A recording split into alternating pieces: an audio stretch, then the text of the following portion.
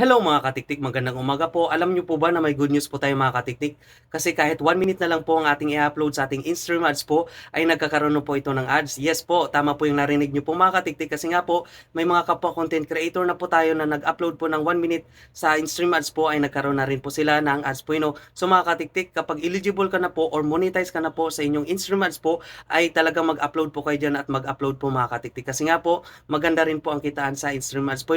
So mga katiktik, mag-upload lang po tayo ng original or authentic na mga content or videos po mga katiktik para tayo ilagyan ng ads po mga katiktik. So mga katiktik, ang iba dyan ay nagtataka na kahit unoriginal po yung na-upload po nila ay nagkaroon ng ads. So mga katiktik, wag po tayong gumaya po dyan mga katiktik. Kasi nga po, possible na i-hold po ni Facebook ang kanilang mga payout po mga katiktik at hindi po sila makakasahod. So tuloy-tuloy nyo lang po mga katiktik na mag-upload talaga ng original po.